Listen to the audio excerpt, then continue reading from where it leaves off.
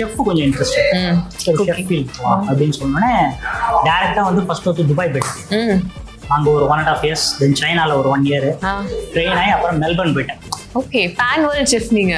Okay, so அதெல்லாம் 2008 Melbourne till 22 வரைக்கும் I was in Melbourne. Okay, இருந்தாலும் ஒரு ரிஸ்க் தான். அந்த ரிஸ்க் நான் எடுக்கிறேன். ஏன்னா இந்த ஏஜ்ல நம்ம அதை எடுத்தா தான் கரெக்டா இருக்கும். இல்லைன்னா நமக்கு அந்த ஒரு கில்ட் இருக்குன்ற ஒரு விஷயம் இருக்கும் இல்லையா? ஆமா. ஸோ எங்க சித்தப்பா வந்து he was running the restaurant மெல்பர்ன்ல. ஸோ அவர் பேர் சுரேஷ் சக்கரவர்த்தி. as usual வந்த உடனே எதுவுமே நமக்கு வந்து இதுவாகாது. சித்தப்பா என்ன சொன்னா நான் சொல்லி மட்டும் தான் விடுவேன். மத்தது உங்க டேலண்ட் தான். அதெல்லாம் வந்து புடிச்சு மேலே ஏறி போறது எல்லாம் உன்னோட இது. ஃபர்ஸ்ட் படம் வந்து அங்க போன உடனே ரணம்னு ஒரு படம் வந்து வைபவ் அவங்களோட 25th மூவி. இப்போ வந்து அதை கட் பண்ணா வந்து எதிர்நீச்சல். ஓகே, இல்லை நான் வந்து மெல்பர்ன்ல வந்து அம்மா அப்பா வந்து எதிர்நீச்சல் பார்த்துட்டு இருப்பாங்க.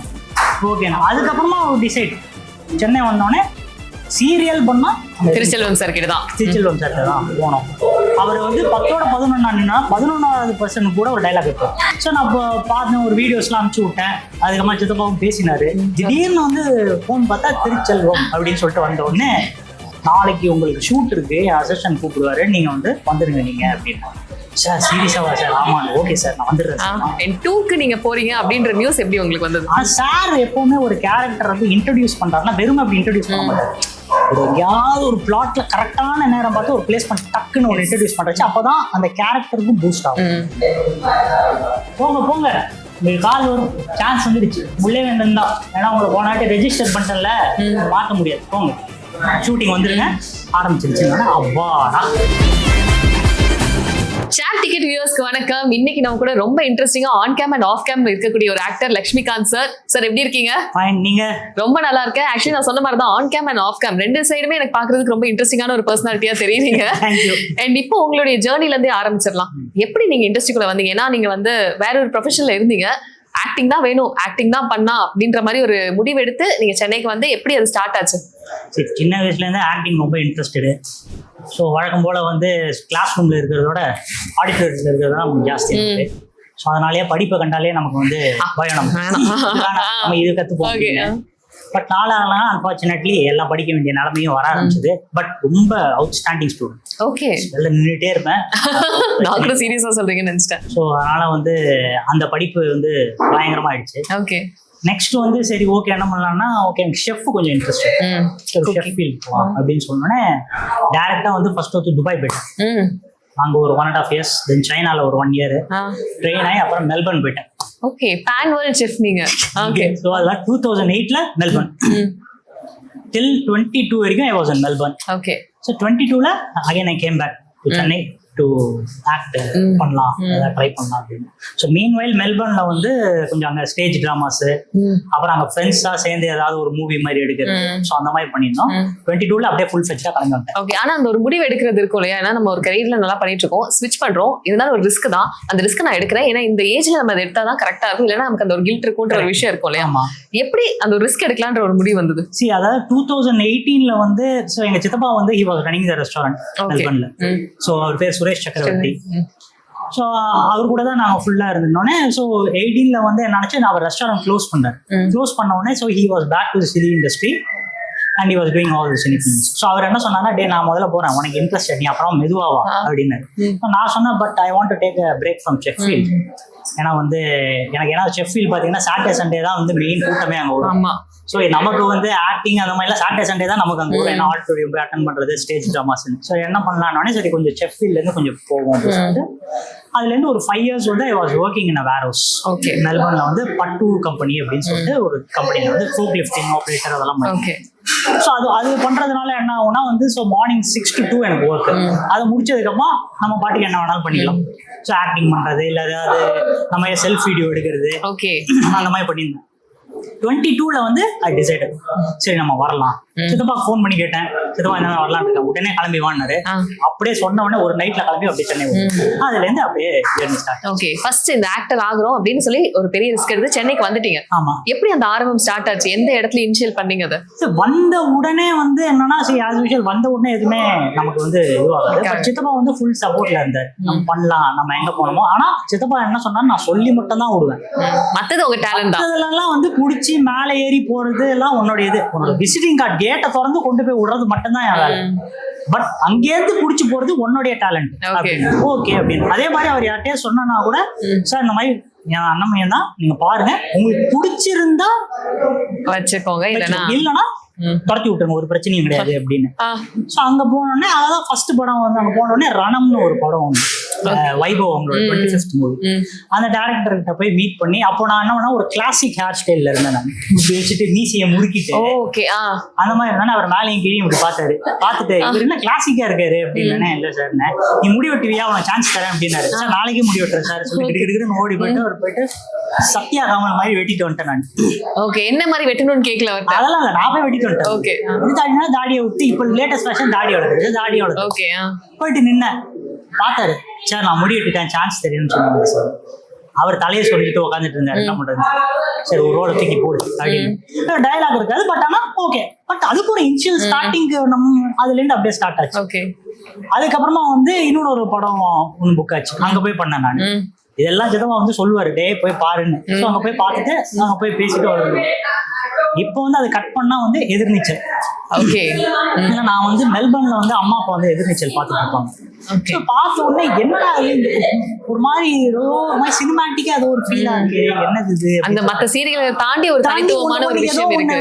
ஆனா லைக் ஏதோ ஒண்ணுன்னா அம்மா அப்பா வந்து பார்த்துட்டே இருப்பாங்க. நான் அந்த வீக்கெண்ட்ஸ் அங்க போயிட்டு இருந்தேன், பார்த்துட்டே இருந்தேன். நல்லா இருக்கு, ஏதோ சம்திங் ஏதோ குவாலிட்டியா இருக்கு இந்த சீரியல் அப்படின்னு. அப்ப கேட்ட யார் டேரக்டர், திருச்செல்வம் சார் அப்படின்னு. அப்ப குவாலிட்டியா இல்லைன்னா தான் பிரச்சனை. ஓகே, ஆல்ரெடி கோலங்கள் எல்லாம் அப்ப குவாலிட்டியா இல்லைன்னா தான் பிரச்சனை. அப்போ இது குவாலிட்டி தான்.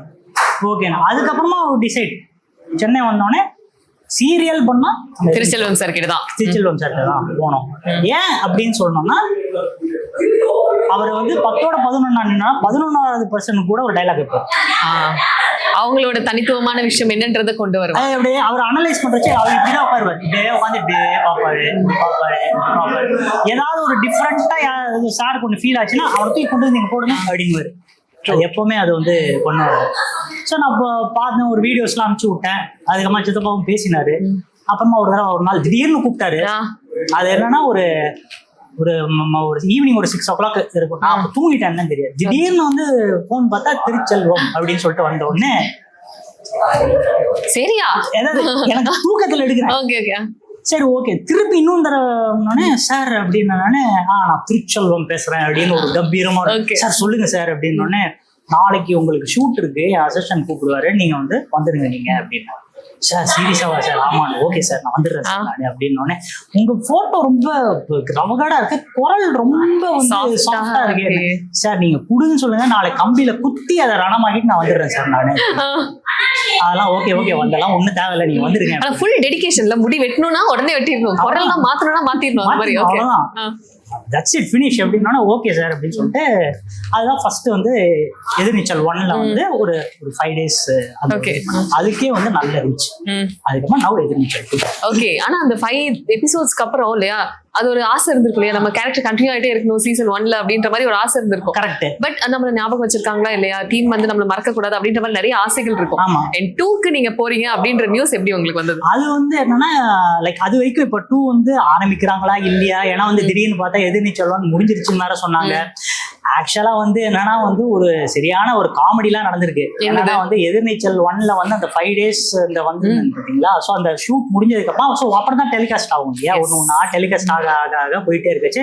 நம்மளோட ஃபேஸ் வந்து பார்த்துட்டே இருக்காங்க. ஏன்னா சார் எப்பவுமே ஒரு கேரக்டர் வந்து இன்ட்ரடியூஸ் பண்றாருன்னா வெறும் அப்படி இன்ட்ரடியூஸ் பண்ண மாட்டாரு. ஒரு எங்கேயாவது ஒரு பிளாட்ல கரெக்டான நேரம் பார்த்து ஒரு பிளேஸ் பண்ணி டக்குன்னு ஒரு இன்ட்ரடியூஸ் பண்றச்சு, அப்பதான் அந்த கேரக்டருக்கும் பூஸ்ட் ஆகும். ஸோ அது பண்ணிட்டு இருக்கச்சே வந்து அந்த மாதிரி போயிட்டே இருந்தது. எங்க போனாலும் நீங்க முன்னே எங்க அப்பதாவை கொலை பண்ண, சூப்பர் சூப்பர் சூப்பர். ஸோ இந்த மாதிரி போயிட்டே இருந்தது. ஒரு 5 days அப்புறமா அந்த டெலிகாஸ்டும் ஒரு 1 week 1.5 week டெலிகாஸ்டும் முடிஞ்சு போச்சு.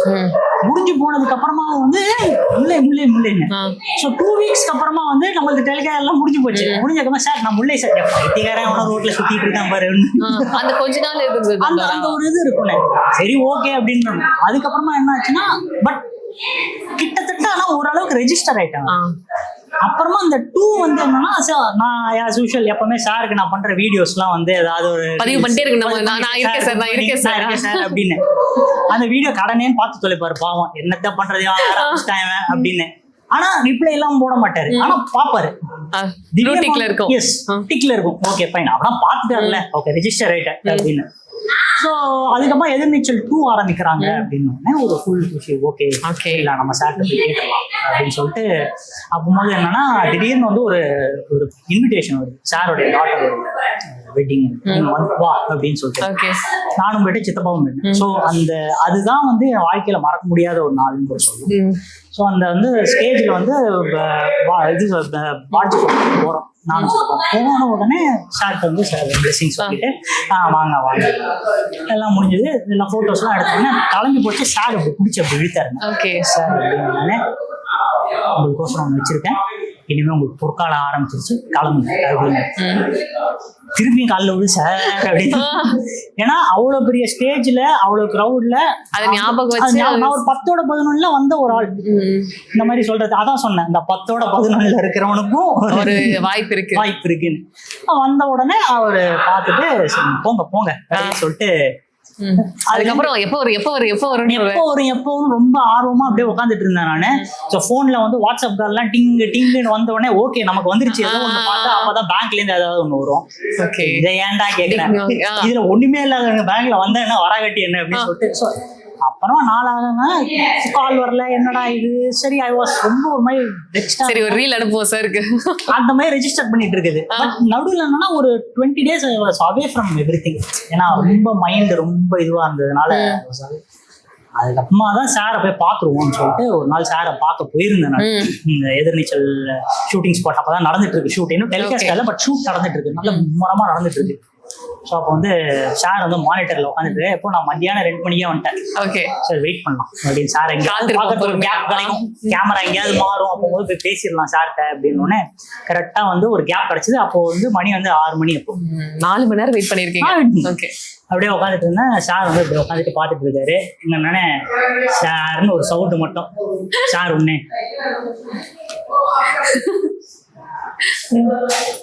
வாங்க மானிட்டர் பார்த்து யாரா வாங்கன்றாரு அப்படின்னு. சார் வாங்க நமக்கு தான் அப்படின்னு. என்ன இப்ப வந்து நிக்கிறீங்க அப்படின்னாரு. நான் ஒன்னும் சொல்ல, வழக்கம் போல எப்பவும் போல தலையை சொல்லிட்டு இருந்தேன். போங்க போங்க உங்களுக்கு கால் வரும், சான்ஸ் வந்துடுச்சு, உள்ளே வேந்தன் தான். ஏன்னா உங்களை போனாட்டி ரெஜிஸ்டர் பண்ணிட்டேன்ல, மாற்ற முடியாது, போங்க. போட்ட ரீல்ஸ் அப்படின்னு உடனே டக்குனு ஸ்ரீவித்யா மேம் வந்து உடனே காஃபி குடிச்சிட்டு போங்க. நான் உடனே இல்ல மேடம், நான் காலையில ஒரு வேளை தான் காஃபி. ஹீரோவா உள்ளே ஞாபகம் வச்சுக்கோங்க. Okay sir. அடுத்தோட வந்ததுதான். அதுக்கப்புறமா திருப்பி வந்து டீ எப்படா மெசேஜ் திடீர்னு ஒன் ஃபைன் டே ஷூட்டிங் வந்துருங்க ஆரம்பிச்சிருச்சு. அப்பாடா. ஆனா அப்ப வரைக்கும் கூட யார்ட்டையும் சொல்ல, டெலிகாஸ்ட் ஆகிற வரைக்கும் இந்த மாதிரி எல்லாம் போய் நடிச்சுட்டு வந்து டெலிகாஸ்ட்லாம் ஆனதுக்கப்புறம் அம்மா பாட்டு சொல்லலாம். ஓகே எஸ், கண்டிப்பா இது ஒரு பயங்கரமான ஜேர்னியா தான் இருக்கு. ஏன்னா ஒரு சீசன் 1ல இருந்து இங்க ஒரு கம்பேக்கா தான் இருக்கு.